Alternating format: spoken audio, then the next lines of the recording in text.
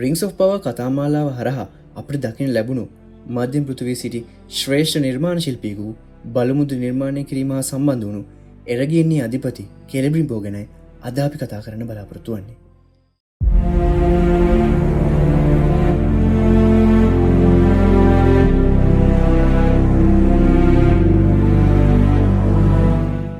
කෙලබ්‍රිම්බෝ උපත ලැබුවේ වෘක්ෂාංග යුගයේ අමාන්‍යවත් වැලිනෝර් දේශයේදී. කෙලබ්‍රිම්බෝගේ පියා කුරුෆින් වූ අතර මවගේ නමක් නම් සඳහන් වන්නේ නැහැ. මහා එල්ව නිර්මාණ ශිල්පී ෆේනෝර්ගේ පුතුන් 7 දෙනා අතරින් ඔහුගේ ස්වභාවය සහ ශිල්පීය දක්ෂතාවල ප්‍රධාන උරුමකාරයා වූයේ කුරුෆින්. කුරුෆින් එම දක්ෂතාවයන් කෙලබ්‍රිම්බෝ වෙත දායාද කළද ඔහුගේ රෞද්‍ර ගතිගුණ නම් ඔහුට උරුම වූයේ නැත. මෙල්කෝර් හෙවත් මෝගොත් විසින් ආලෝක වෘක්ෂ විනාශ කළ වැලිනෝර්හි අන්ධකාර යුගයේ ආරම්භ වීමෙන් පසුව කෙලබ්‍රිම්බෝ තම සීයාවෝ ෆේනෝර් සමග වැලිනෝර් වලින් පිටුවහල්ව මධ්‍යම පෘථිවියට පැමිණෙනවා. නමුත් කෙලබ්‍රිම්බෝ මධ්‍යම පෘථිවියට පැමිණෙන්නේ ෆේනෝර් සහ පිරිස සොරකම් කළද ෆල්මාරි නවකින්ද නැතහොත් ෆින්ගොල්ෆින් ඇතුළු පිරිස සමග හෙකරක්සේ හිමකඳු හරහාද යන්න පිළිබඳව තොරතුරු දැනගන්න ලැබෙන්නේ නැහැ.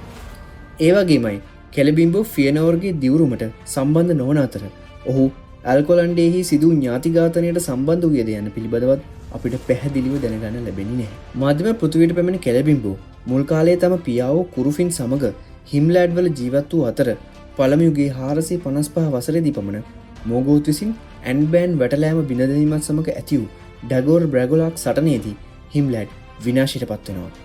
හිම්ලෑන්ඩ් බිඳවැටීමෙන් පසු කුරුෆින් කෙලෙගොම් සහ කෙලබ්‍රිම්බෝ අතුරු පිරිස නිරිත දිගට ගොස් ෆින්රොඩ් ෆෙලගුන්ගේ නාගෝත්‍රෝන් රාජධානී රැකවරණය පතා පැමිණෙනවා. ඔවුන් නාගෝත්‍රෝන්ගේ සරණාගතයන් සහ අමුත්තන් පමණක් වුවද කුරුෆින් සහ කෙලෙග්‍රෝම් එහි බලය සෙවූ අතර කෙටි කලකින් එහි ජනයා අතර විශාල බලපෑමක් ඇති කළා. කෙසේ වෙතත් කෙලබ්‍රිම්බෝ තම පියාගේ කුමන්ත්‍රණවලට සම්බන්ධ වූ අතර ඔහු ෆින්රොඩ්ට බෙහෙවින් හිතවත්ව කටයුතු කරනවා. බෙරේන්ගේ සිල්මරුල් ගවේෂණයට ෆින්රොඩ් සම්බන්ධ වන අතර එකල රාජධානියේ පාලනය ඔරොඩ්ඩොට්ට පවන ලදී.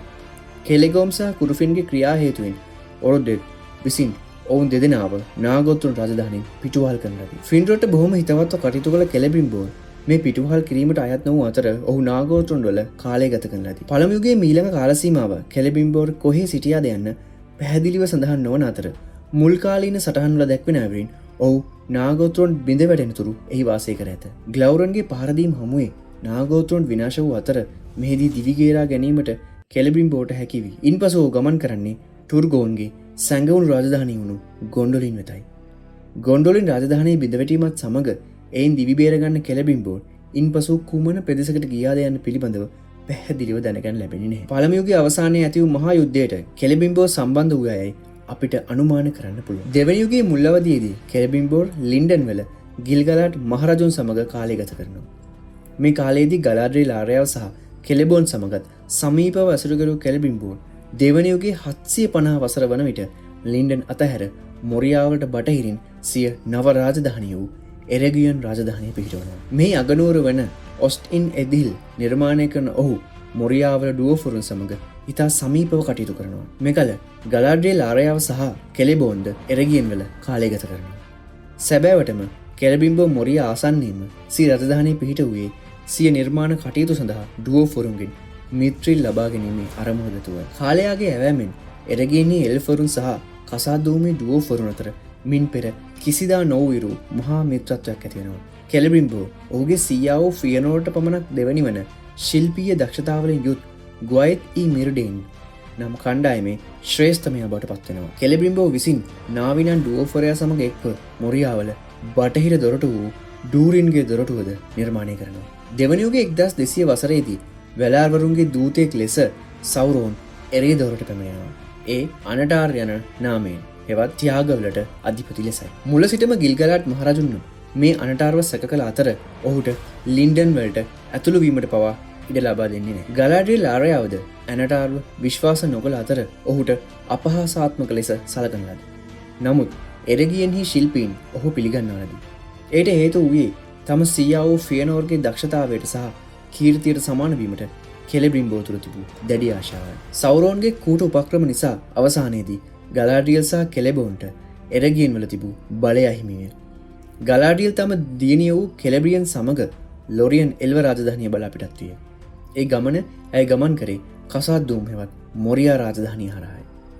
කෙලෙබෝන් ඩුවෝෆරුන්ට තිබූ අකමැත්ත නිසා මේ ගමන මොරියා හරහා යාමට අකමැතිමි එරගියෙන් හිම රැඳී සිටින අතර කල්යත්ම කෙලබිම්බෝ සහ ඇනටාර් විසින් ඔහුව නොසලකා හරින ලදී. දෙවැනි යුගයේ 1500 වසර පමණ වන විට ඇනටාර්ගේ උපදෙස් මත ගොයති මිරඩේන් ශිල්පීන් බලය මුදු නිර්මාණය කිරීම ආරම්භ කරනවා.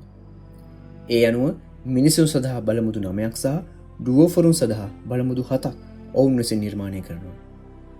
සෞරෝන්ගේ සැබෑ අභිප්‍රායන් පිළිබඳව කෙලබිම්බෝර් කිසිවක් දැන නොසිටි අතර සෞරෝන් මෙම මුදු තුළට බැඳීම් ඇති කරන මායාවක් ඇතුළත් කර ඇති බව ඔහු දැන සිටියේ නැත. මේ අතර කෙලබිම්බෝ සහ ගුවයිති මිරඩේන් ශිල්පීන් එක්ව ඇනටාර්ගේ සම්බන්ධවීමකින් තොරව එනම් සෞරෝන්ගේ මැදිහත්වීමකින් තොරව විශේෂ බලමුදු තිනක් නිර්මාණය කර අවසන් වූ අතර ඒවාට නෙන්නියා ජලය මුදුව, නාරයා අග්නීය මුදුව සහ විල්යා සුළඟී මුදුව ලෙස නම් තබන ලදී. වසර 10කට පසු එනම් දෙවැනි යුගයේ 1600 වසරේදී අනටාරෙවත් සෞරෝන් මෝඩෝර් වලට ගිය අතර ඔහු මරණයේ ගිනිකඳ තුලදී ඔහුගේ බලගතු මුදුව නිර්මාණය කරනවා. සියල්ල පාලනය කළ හැකි තනි මුද්ද, සියල්ලන් සොයාගත හැකි තනි මුද්ද, සියල්ලන් එකතු කර අඳුරට බැඳ තැබිය හැකි තනි මුද්ද. එය සියලු මුදු පාලනය කළ හැකි බලගතු පාලක මුද්දක් වූ අතර සෞරෝන්ගේ පැළඳූ විට අනෙක් සියලු මුදු ඔහුට දැනෙන්නට වේ. කෙලබිම්බෝර් එල්ෆ්ලා සඳහා නිර්මාණය කළ බලමුදු තුන සෞරෝන්ගේ අනුදැනුමකින් තොරව නිර්මාණය කරත් ඒවත් සෞරෝන්ගේ මේ බලගතු පාලක මුදුවේ බලයට යටත් වේ. ඒ අනුව සෞරෝන්ට මේ එල්ෆ්ලාගේ බලමුදු ත්‍රිත්වය දැනෙන්නා වගේම ඒ මුදු පැළඳ සිටි එරගියන්හි එල්වයන්ටත් මේ සෞරෝන්ගේ බලමුදුව දැනෙන්නට වේ. ඒ වගේමයි සෞරෝන්ගේ ද්‍රෝහී ක්‍රියාව දැනෙන්නට වේ.